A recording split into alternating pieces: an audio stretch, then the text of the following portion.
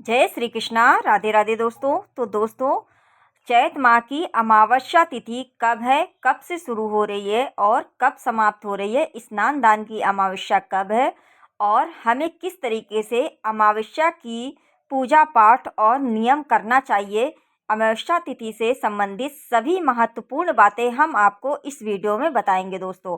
तो दोस्तों, वीडियो को पूरा देखिएगा ताकि आपको सारी बातें समझ में आ सके दोस्तों। तो दोस्तों, हम आपको बता दें, अगर आप चैनल पर पहली बार आए हैं, अभी तक आपने चैनल को सब्सक्राइब नहीं किया है, तो आप सभी से एक छोटी सी रिक्वेस्ट है दोस्तों कि चैनल को सब्सक्राइब कर लीजिएगा और वीडियो थोड़ा भी अगर आपको पसंद आता है तो प्लीज़ एक लाइक मार कर जाइएगा, क्योंकि आपकी एक लाइक और एक सब्सक्राइब से हमें बहुत ही अधिक हिम्मत और प्रेरणा मिलती है दोस्तों।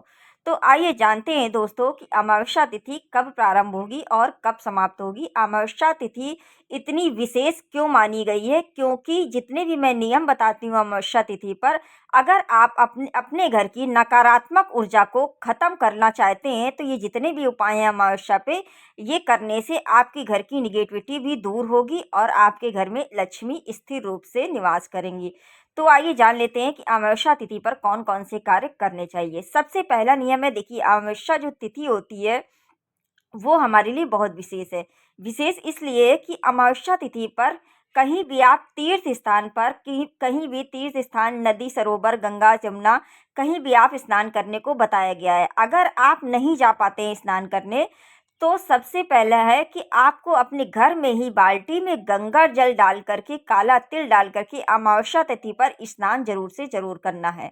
नहीं जा पाते हैं तीर्थ स्थान तो आप घर पर भी कर सकते हैं दोस्तों। और अमावस्या तिथि पर सबसे पहला कार्य होता है कि सुबह जल्दी उठना। जितनी जल्दी आप उठेंगे उतनी जल्दी आप अपने घर की साफ सफाई करके, आप लोग घर में भी गंगा जल डाल करके आप लोग स्नान कर सकते हैं। दूसरा नियम है कि आज आपको अपने घर का जो दहलीज है, जो आपके घर के मेन गेट है, उसकी अच्छे से साफ सफाई कर लेना है। साफ सफाई करने के बाद आज आपको अपने दहलीज की पूजा जरूर से जरूर कर लेनी है। धूप दीप दिखा करके अपने मेन गेट पर स्वास्तिक बना करके और धूप दीप दिखा करके अक्षत फूल रख करके आज आपको अपने दहलीज की पूजा करनी है। क्योंकि जो हमारे पितृ होते हैं वो अमावस्या तिथि पर किसी भी रूप में हमारी चौखट पर, हमारी दहलीज पर आते हैं। किस रूप में आ जाए कोई भरोसा नहीं रहता, तो इसलिए दहलीज पूजा का विशेष महत्व। अमावस्या तिथि पर आप लोग दहलीज पूजा जरूर से जरूर कर लीजिएगा। अगला नियम है, आज आपको सूर्य देव को काला तिल डाल करके जल चढ़ाना है उनको। क्योंकि आज अमावस्या तिथि है तो काला तिल का विशेष महत्व, इसलिए काला तिल डाल करके लोटे में और आज आप लोग को सूर्य भगवान को जल देना है। चलिए अगले नियम की बात कर लेते हैं। देखिए, तुलसी माता में जल आप लोग दे सकते हैं, सुबह भी दे सकते हैं, शाम को भी दीपक लगा सकते हैं। तो ये भी आपको करना जरूरी है। आप अपने घर के मंदिर में जैसे पूजा पाठ करते हैं, आपको वैसे ही पूजा पाठ करनी है जैसे आप लोग अपने घर के मंदिर में करते हैं। और अगला नियम जान लेते हैं। देखिए, आज का विशेष महत्व है अमावस्या तिथि पर पीपल के पेड़ की पूजा। आप सुबह एक लोटा जल, थोड़ा सा गुड़, काला तिल, मीठा, जो भी है आपके पास, उस तरीके से आपको एक लोटा जल आज आपको पीपल के पेड़ में सुबह अर्पित करना है। सुबह एक लोटा जल चढ़ाना है। उसके बाद शाम को एक दीपक अमावस्या तिथि पर जरूर से जरूर लगाना है, ताकि हमारे ऊपर कैसा भी पितृदोष हो वो समाप्त हो और किसी भी कारण को हमारे घर में पितृदोष ना लगे। इसलिए दहलीज की पूजा और पीपल के पेड़ की पूजा का विशेष महत्व बताया गया है। तो आज आप लोग को पीपल के पेड़ की भी पूजा कर लेनी है। और देखिए, जो लोग पितरों को तर्पण देना चाहते हैं, जो भी आपके घर के पितर हैं, उनको अगर आप तर्पण देना चाहते हैं तो अमावस्या तिथि पर ही तर्पण दिया जाता है। चलिए दोस्तों, बता देते हैं आपको कि अमावस्या तिथि कब है। तो अमावस्या तिथि पड़ रही है 18 मार्च सुबह 8:26 से इसकी शुरुआत होगी और 19 मार्च गुरुवार सुबह 6:52 पर अमावस्या तिथि समाप्त हो जाएगी। ऐसे में स्नान दान की जो अमावस्या है वो आप 18 तारीख को भी कर सकते हैं। सुबह 8:26 से शुरू होगी, तो आप उसके पहले बाल वगैरह धुल लीजिएगा, क्योंकि 18 मार्च दिन बुधवार पड़ रहा है। तो बुधवार को अमावस्या तिथि शुरू होने से पहले आप लोग बाल वगैरह धुल लीजिएगा, क्योंकि जो 19 मार्च है गुरुवार का दिन है, उस दिन आप लोगों को नवरात्रि भी चालू हो जाएगी सुबह 6:52 के बाद से। तो इसलिए आप लोग जो भी हो बुधवार को ही बाल वगैरह धुल लीजिएगा, क्योंकि गुरुवार को शैम्पू वगैरह नहीं करना है।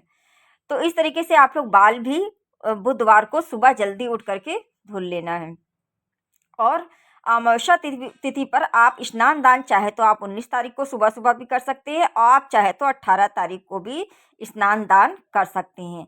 स्नान दान जो भी आप अपने घर में कच्चा अनाज निकालते हैं, जो भी जितना भी कुछ भी आप निकालते हैं, तो बिना दक्षिणा के दान बिल्कुल भी अधूरा माना गया है। तो आप लोग जो भी हो 10, 20, 50, 100 जो भी आपकी यथाशक्ति हो, आप लोग दान ज़रूर से ज़रूर निकाल दीजिएगा, और दक्षिणे के साथ, क्योंकि दक्षिणा के बगैर दान अधूरा माना गया है। तो आज के दिन जो भी हो किसी गरीब को भी दे सकते हैं, और अमावस्या तिथि पर किया गया दान हमारे पितरों को समर्पित होता है, तो किसी गरीब को भी दे सकते हैं या किसी ब्राह्मण को भी दे सकते हैं ये दान। और अगला नियम जान लेते हैं। देखिए, आज के दिन आपको शिवलिंग पर 1 लोटा जल ज़रूर से ज़रूर चढ़ाना है। वो इसलिए चढ़ाना है कि कभी भी किसी भी, ये अमावस्या तिथि होती है जो बहुत ही विशेष है, और किसी भी कैसे भी कारण हमारे घर में क्या गलती से कोई भी जाने अनजाने में कोई पाप हो जाता है, तो पापों से मुक्ति के लिए शिवलिंग पर जल चढ़ाने का विशेष महत्व है। तो आज के दिन 1 लोटा आपको जल ज़रूर से ज़रूर शिवलिंग पर भी चढ़ाना है। और आज के दिन जो भी आप अपने घर में खाना बनाते हो, अमावस्या तिथि पर अरहर की दाल बिल्कुल भी नहीं बनाई जाती है। तो अमावस्या तिथि पर जो भी आप खाना बनाते हो, वो 1 खुराक पहली गाय की जो रोटी होती है, वो 1 खुराक खाना आपको आज के दिन गाय को ज़रूर से ज़रूर निकाल देना है। अपने हाथों से पहले खिला करके तभी किसी को खाना होता है। और अगले नियम की बात कर लेते हैं। देखिए, अमावस्या तिथि पर जो खीर बनती है वो सुबह के समय बनती है। तो आप चाहें तो खीर बना के, पूड़ी बना करके भी अपने छत पर कौवों के लिए, चिड़ियों के लिए, कोई भी पंछियों के लिए आज के दिन ज़रूर से ज़रूर कुछ भी अनाज, पक्का या कच्चा कुछ भी अनाज हो, वो ज़रूर से ज़रूर छत पर डाल दीजिएगा। इससे भी कैसा भी पितृदोष हो, वो घर में पितृदोष समाप्त हो जाता है। आप घर पर भी ये छोटे-छोटे उपाय करके अपने घर का पितृदोष समाप्त कर सकते हैं। और जब पितृदोष समाप्त होगा तभी घर में लक्ष्मी आएगी, और पितृदोष लगा रहेगा तो लक्ष्मी निवेश नहीं कर सकती है। तो इसलिए आप लोगों को पितृदोष की समाप्ति के लिए ज़रूर से इन छोटे-छोटे उपायों को करना बहुत ज़रूरी है, ताकि आपके घर में लक्ष्मी आए दोस्तों। तो दोस्तों, आप अगर चैनल पर पहली बार आए हैं और अभी तक आपने चैनल को सब्सक्राइब नहीं किया है, तो आप सभी से एक छोटी-सी रिक्वेस्ट है दोस्तों, चैनल को ज़रूर से ज़रूर सब्सक्राइब कर लीजिएगा, और वीडियो थोड़ा भी पसंद आया हो तो एक लाइक मार दीजिएगा दोस्तों।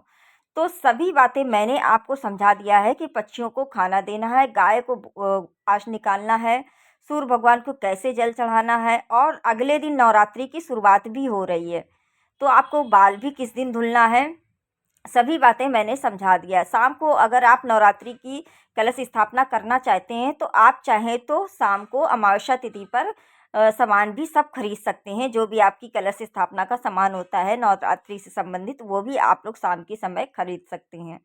तो सारी बातें मैंने आपको समझा दिया है दोस्तों। तो चलते हैं दोस्तों, मिलते हैं नेक्स्ट वीडियो में। Okay and bye bye.